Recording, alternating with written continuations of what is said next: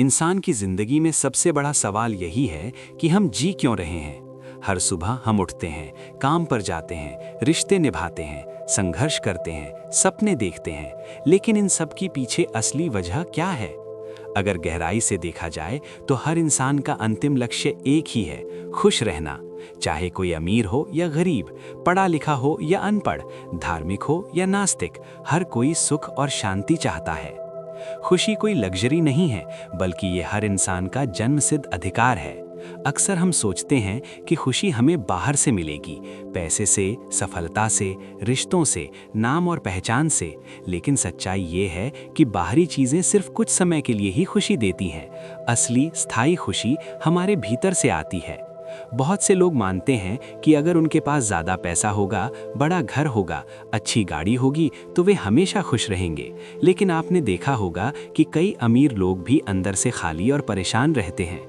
वहीं कुछ लोग जिनके पास बहुत कम होता है, फिर भी वे मुस्कुराते रहते हैं। इससे साफ होता है कि खुशी परिस्थितियों पर नहीं, बल्कि हमारे मन की स्थिति पर निर्भर करती है। मन अगर अशांत है तो सारी सुविधाएं बेकार हो जाती हैं, और अगर मन शांत है तो कठिन हालात में भी इंसान सुकून महसूस कर सकता है। यही कारण है कि खुशी को पाने के लिए सबसे ज़रूरी है अपने मन को समझना और उसे प्रशिक्षित करना। हमारा मन लगातार तुलना करता है। हम अपनी ज़िंदगी की तुलना दूसरों से करने लगते हैं। कोई हमसे ज़्यादा कमा रहा है, कोई ज़्यादा सफल है, कोई ज़्यादा सुंदर है, और यहीं से असंतोष शुरू हो जाता है। तुलना का ये स्वभाव हमारी खुशी का सबसे बड़ा दुश्मन है। जब तक हम दूसरों से अपनी तुलना करते रहेंगे, तब तक संतोष नहीं मिलेगा। खुशी इस बात पर निर्भर नहीं करती कि हमारे पास क्या है, बल्कि इस पर निर्भर करती है कि हम जो हमारे पास है उसके बारे में क्या सोचते हैं। अगर हम हर दिन ये सोचें कि हमारे पास क्या नहीं है, तो हम कभी खुश नहीं रह सकते।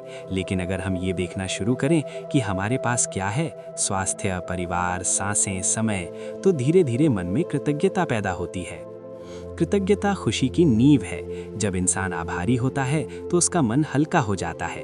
उसे छोटी छोटी चीज़ों में भी आनंद मिलने लगता है। सुबह की चाय, खुली हवा, किसी अपने की मुस्कान, ये सब हमें खुशी दे सकते हैं अगर हम उन्हें महसूस करना सीख लें। बहुत बार हम खुशी और आनंद को एक ही समझ लेते हैं, लेकिन ये दोनों अलग अलग चीज़ें हैं। आनंद क्षणिक होता है, जैसे स्वादिष्ट खाना, मनोरंजन या कोई जीत, लेकिन खुशी एक गहरी अवस्था है जो लंबे समय तक रहती है।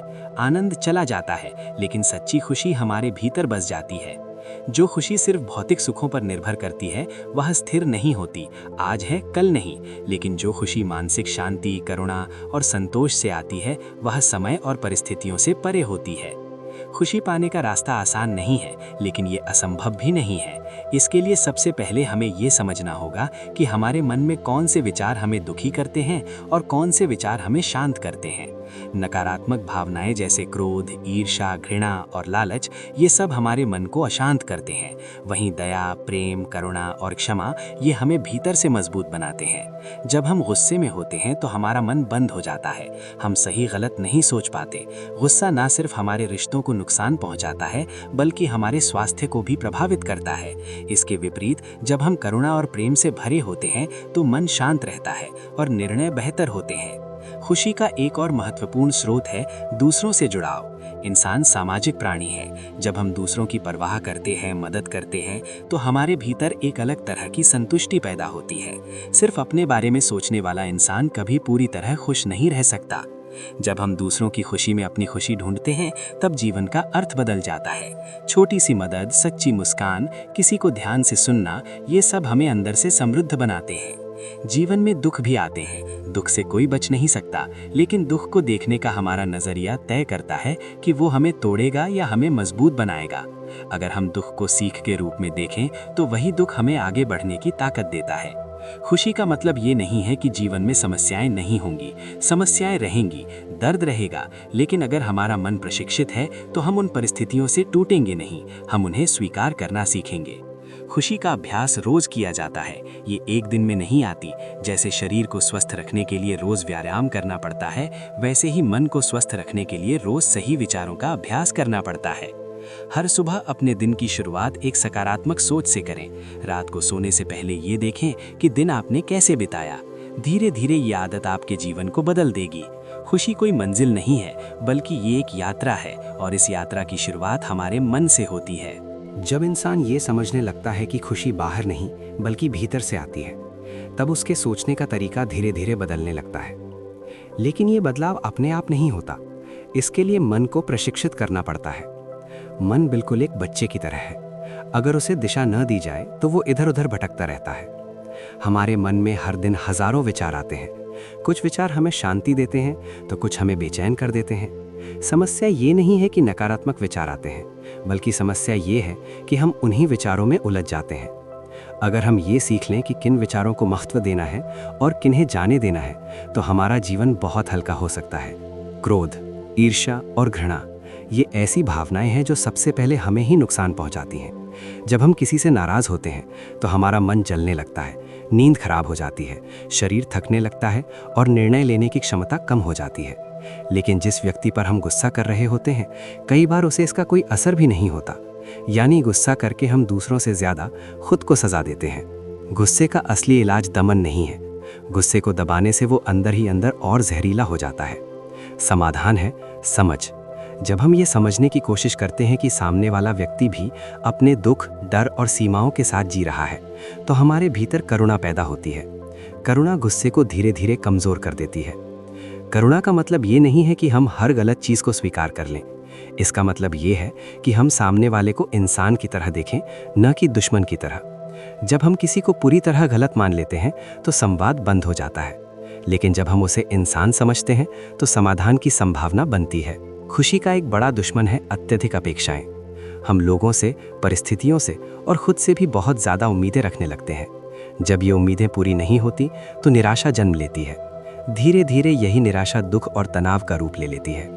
अगर हम अपेक्षाओं को थोड़ा कम कर दें और स्वीकार करना सीख लें कि जीवन हमेशा हमारी योजना के अनुसार नहीं चलता, तो बहुत सा मानसिक बोझ अपने आप खत्म हो जाता है। स्वीकार करना कमजोरी नहीं है, बल्कि ये मानसिक शक्ति की निशानी है।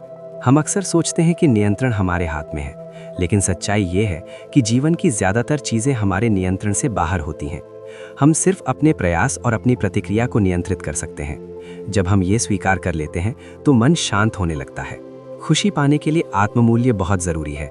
अगर इंसान खुद को सिर्फ अपने पद, पैसे या पहचान से जोड़ लेता है, तो ये चीज़ें छिनते ही उसका आत्मसम्मान भी टूट जाता है।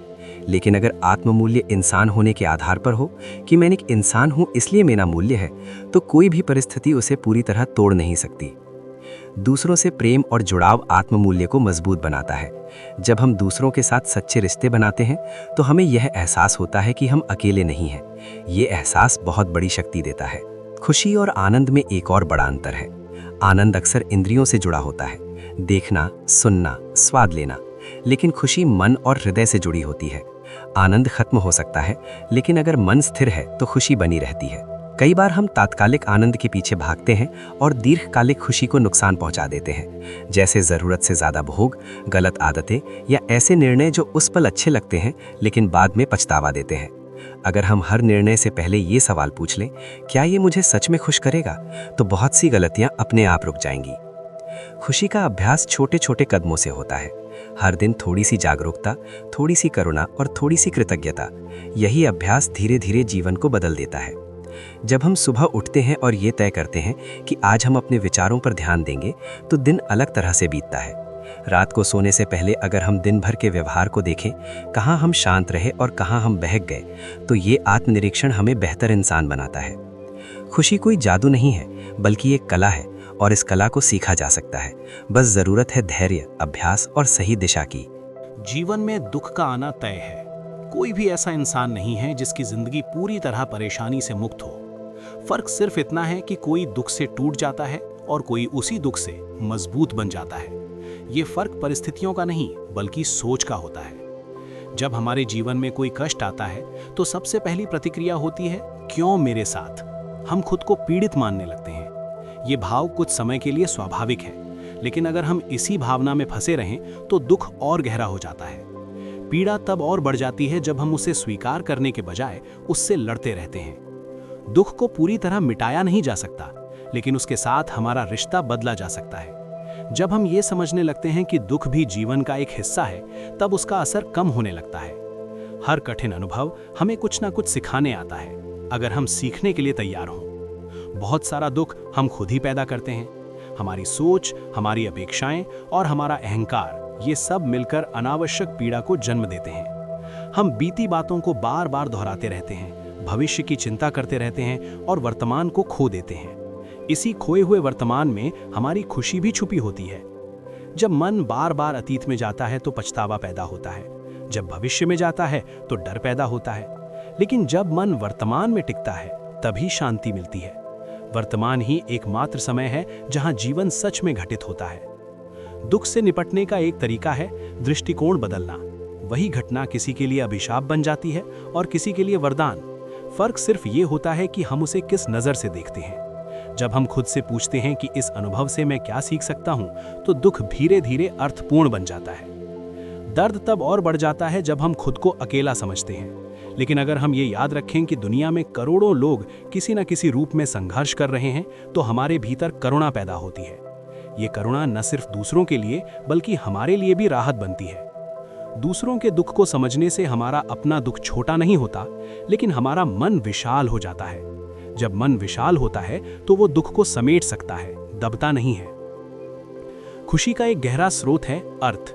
जब हमारे जीवन में कोई अर्थ होता है, कोई उद्देश्य होता है, तब हम कठिनाइयों को भी सहन कर पाते हैं। जिन लोगों के जीवन में कोई उद्देश्य नहीं होता, वे छोटी छोटी परेशानियों से भी टूट जाते हैं।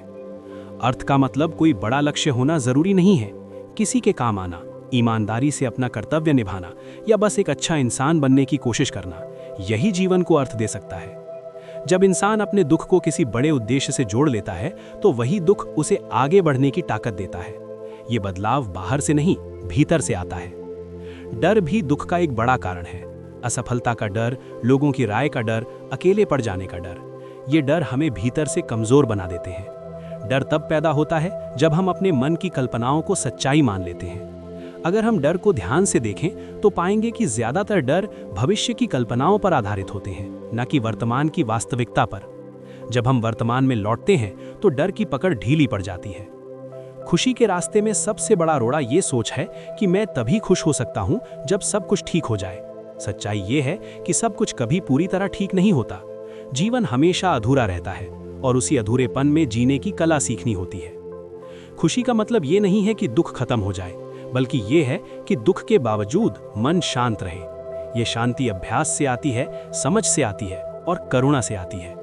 जब हम जीवन को स्वीकार करना सीख लेते हैं जैसा वो है वैसा, तो संघर्ष कम हो जाता है। स्वीकार करने का मतलब हार मानना नहीं है, बल्कि ये समझना है कि कुछ चीजें बदल सकती हैं और कुछ नहीं। जो बदला जा सकता है उसके लिए प्रयास करें, जो नहीं बदला जा सकता उसे स्वीकार करें।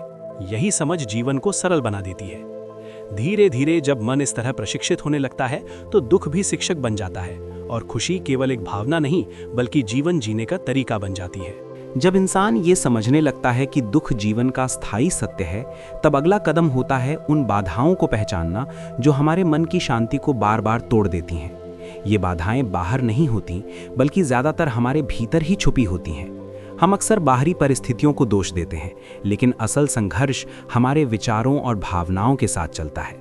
परिवर्तन सबसे कठिन चीज़ों में से एक है। हम चाहते तो हैं कि हमारी ज़िंदगी बेहतर हो जाए, लेकिन बदलाव से डरते भी हैं। पुरानी आदतें, पुराने विचार, पुरानी प्रतिक्रियाएं, ये सब हमें परिचित लगती हैं, भले ही वे हमें दुख ही क्यों ना देती हों। अज्ञात का डर हमें वहीं रोके रखता है जहां हम असंतुष्ट होते हैं। परिवर्तन का पहला चरण है ईमानदारी, खुद के साथ पूरी सच्चाई। जब हम ये स्वीकार कर लेते हैं कि हमारे कुछ व्यवहार, कुछ सोचने के तरीके हमें नुकसान पहुंचा रहे हैं, तभी बदलाव की शुरुआत होती है। बिना स्वीकार किए कोई भी परिवर्तन संभव नहीं है। क्रोध एक ऐसी भावना है जो सबसे ज्यादा नुकसान पहुंचाती है। क्रोध के क्षणों में हम ऐसे शब्द और कर्म कर बैठते हैं जिनका पछतावा बाद में होता है। क्रोध हमें अंधा कर देता है, वो सही और गलत के बीच की रेखा मिटा देता है। क्रोध अक्सर किसी गहरे डर या असंतोष से पैदा होता है। जब हमारी इच्छाएं पूरी नहीं होती, जब हमें अनदेखा किया जाता है या जब हमारे अहंकार को ठेस पहुंचती है, तब क्रोध जन्म लेता है। अगर हम सिर्फ क्रोध को दबाएंगे तो वो किसी और रूप में बाहर आएगा, लेकिन अगर हम उसकी जड़ को समझें तो उसका प्रभाव कम किया जा सकता है। क्रोध का सबसे प्रभावी इलाज है धैर्य। धैर्य का मतलब ये नहीं कि हम सब कुछ सहते रहें, बल्कि ये कि हम प्रतिक्रिया देने से पहले रुकना सीखें। एक पल का ठहराव कई बड़े झगड़ों को टाल सकता है। जब हम गुस्से में होते हैं तब हमारा मन संकुचित हो जाता है, लेकिन जब हम धैर्य रखते हैं तो मन फैलता है। उसी फैलाव में समझ और करुणा का जन्म होता है।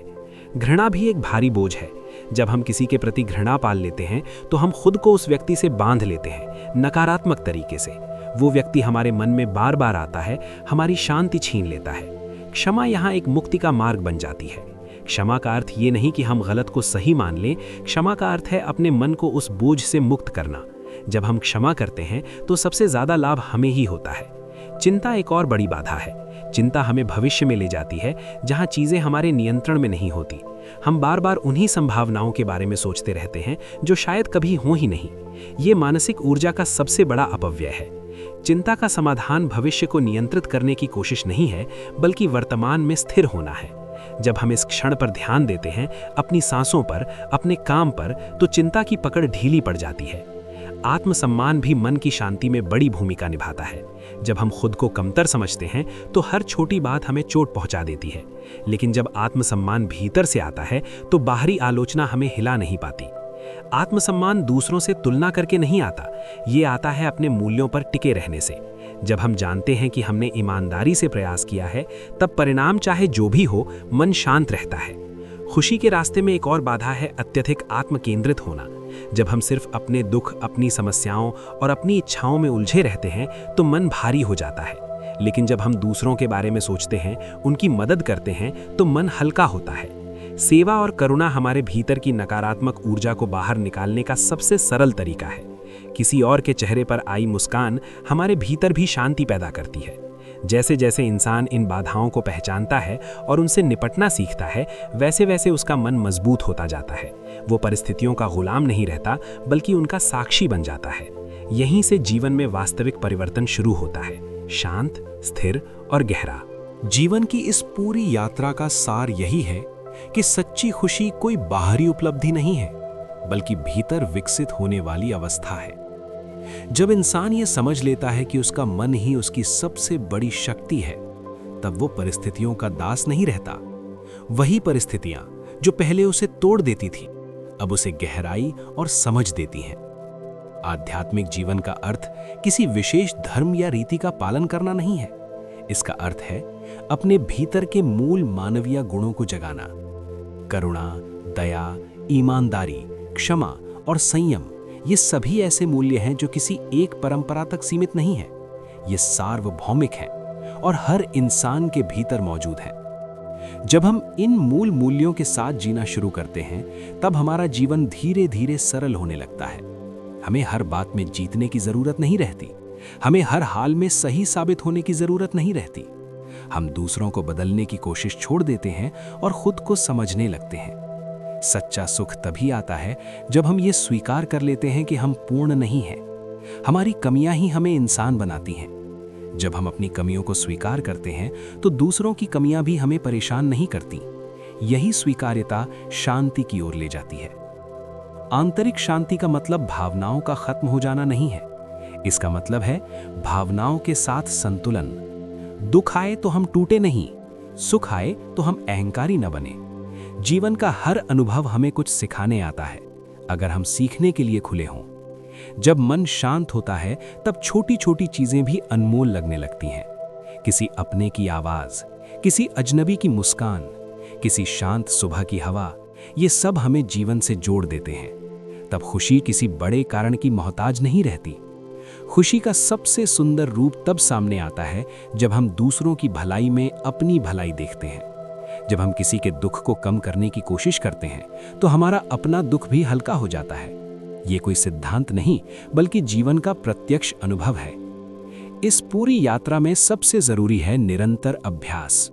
एक दिन में सब कुछ नहीं बदलता, लेकिन हर दिन थोड़ा सा सही सोचने का प्रयास, थोड़ा सा धैर्य, थोड़ी सी करुणा का भाव, यही मिलकर जीवन को बदल देते हैं।